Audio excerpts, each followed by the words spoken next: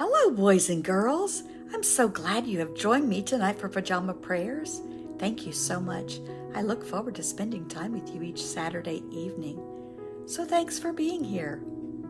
We have a great show in store for you tonight. We have a game of hidden pictures, races, the new kind of hidden pictures that we've been playing. And we also have a brand new story that I know you are going to absolutely love. So let's get started first with the game of hidden pictures. Are you ready?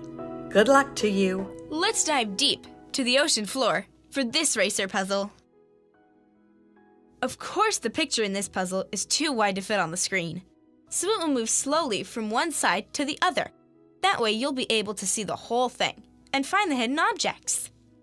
It looks like another fun day at the aquatic amusement park, especially for those riding the Wave roller coaster.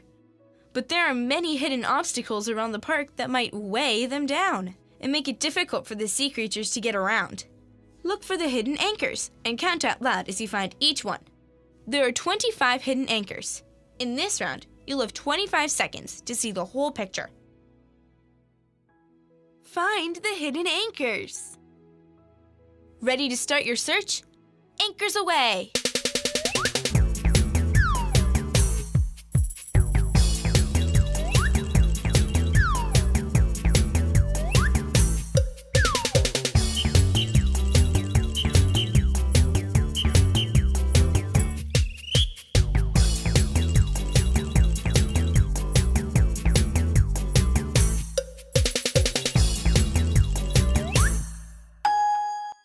How many anchors did you find? If you found 10, take a bow. Okay, let's try it again. Only this time, you'll have a whole minute to find as many anchors as you can. Ready? Go!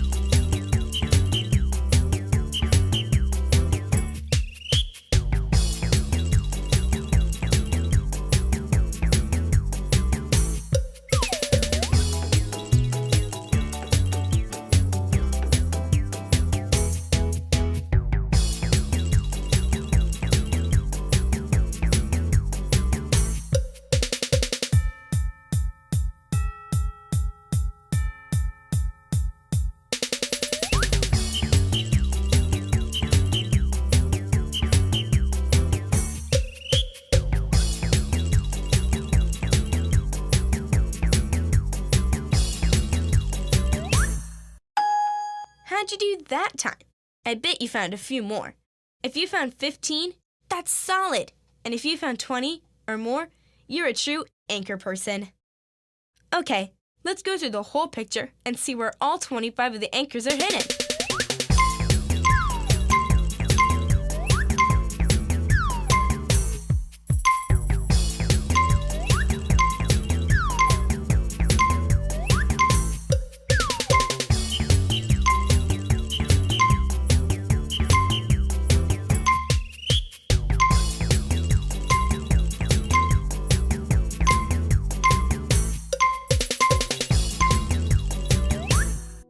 The sea creatures sure look like they're having a great time at their underwater amusement park. And now that we've pointed out all of the anchors down there, they can lighten up and have some good, safe fun. So was it easy for you to find the anchors? Or did you have a hard time finding them? Some of them, it looked like they were just jumping out at you, saying, "Look, here I am." And then some of them were hidden so deep in the picture, I had a hard time finding them. Anyway, I hope you had a lot of fun playing the game. I enjoyed it. We're going to move on now to our story. We have a special story tonight, and it is written by Max Lucado. The name of the story is You Are Special.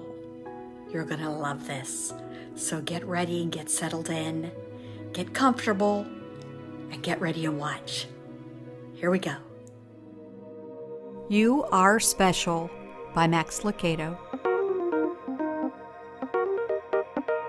The Wee-Mix were small wooden people. All of the wooden people were carved by a woodworker named Eli.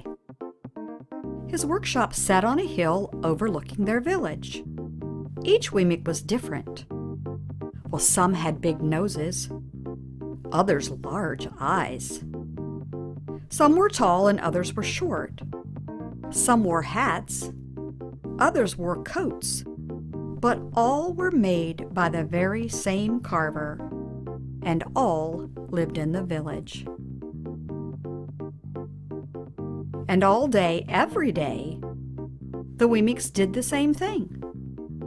Well, they gave each other stickers. Every Wee-Mix had a box of golden star stickers and a box of gray dot stickers. And up and down the street, all over the city, people spent their days sticking stars or dots on one another. The pretty ones, those with smooth wood and fine paint, always got stars. But if the wood was rough and the paint chipped, the Wee-Mix gave dots. The talented ones got stars too. Some could lift big sticks high above their heads or jump over tall boxes. Still, others knew big words and they could sing pretty songs. Everyone gave them stars.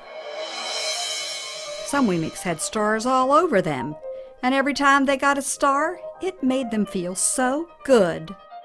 It made them want to do something else and get another star. Others, though, could do little, and they got dots. Ooh. Punchinello was one of those. Well, he tried to jump high like the others, but he always fell. And when he fell, the others would gather around and give him dots. Sometimes when he fell, his wood got scratched. So the people would give him more dots. Then, when he would try to explain why he fell, he would say something silly and the Wee-Mix would give him more dots. Well, after a while he had so many dots that he didn't even want to go outside. He was afraid he would do something dumb, such as forget his hat or step in the water. And then people would give him another dot. In fact, he had so many gray dots that some people would come up and give him one for no reason at all. He deserves lots of dots. The wooden people would agree with one another. He's not a good wooden person. Well, after a while, Punchinello believed them. "I'm not a good Wee-Mix," he would say. The few times he went outside, he hung around with other Wee-Mix who had lots of dots. He felt better around them. Well, one day, he met a Wee-Mix who was unlike any that he had ever met. She had no dots or stars. She was just wooden. Her name was Lucia. It wasn't that people didn't try to give her stickers. It's just that the stickers didn't stick. Some of the Wee-Mix admired Lucia for having no dots, so they would run up and give her a star. But it would fall off. Others would look down on her for having no stars, so they would give her a dot. But it wouldn't stay either. "That's the way I want to be," thought Punchinello. "I don't want anyone's marks." So he asked the stickerless Wee-Mix how she did it. "Oh, it's easy," Lucia replied. "Every day, I go see Eli. Eli? Yes, Eli the woodcarver. I sit in the wood shop with him. Why? Why don't you find out for yourself? Go up the hill, he's there. And with that, the Wee-Mink who had no stickers turned and skipped away. But will he want to see me? Punchinello cried out. Lucia didn't hear. So Punchinello went home. He sat near a window and watched the wooden people as they scurried around, giving each other stars and dots. It's just not right, he muttered to himself. And he decided to go see Eli. He walked up the narrow path to the top of the hill and stepped into the big shop. His wooden eyes widened at the size of everything. Well, the stool was as tall as he was. He had to stretch on his tiptoes to see the top of the workbench. A hammer was as long as his arm. Punchinello swallowed hard. I'm not staying here, and he turned to leave. Then he heard his name, Punchinello.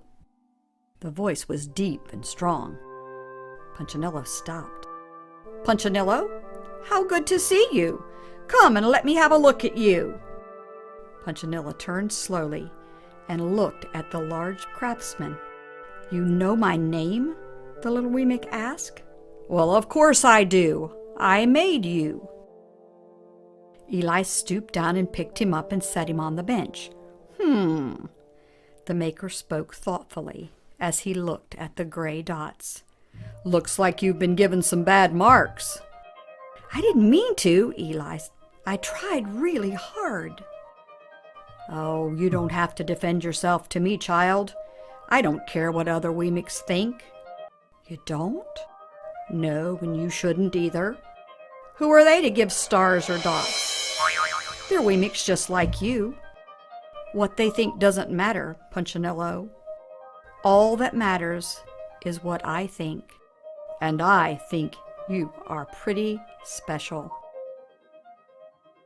Punchinello laughed. Me special? Why? I can't walk fast and I can't jump, and my paint is peeling. Why do I matter to you? Eli looked at Punchinello, put his hands on those small wooden shoulders and spoke very slowly. Because you're mine. That's why you matter to me.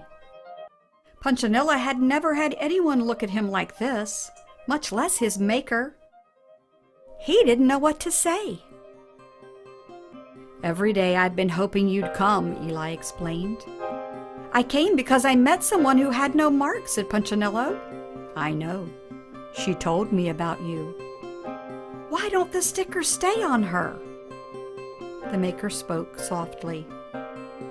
Because she has decided that what I think is more important than what they think. The stickers only stick if you let them. What? The stickers only stick if they matter to you. The more you trust my love, the less you care about their stickers. I'm not sure I understand. Eli smiled. You will, but it will take time. You've got lots of marks. For now, just come to see me every day and let me remind you how much I care. Eli lifted Punchinello off the bench and set him on the ground. Remember, Eli said as the Wee-Mink walked out the door, you are special because I made you, and I don't make mistakes.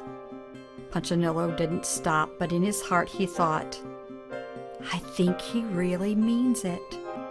And when he did, a dot fell to the ground. The end.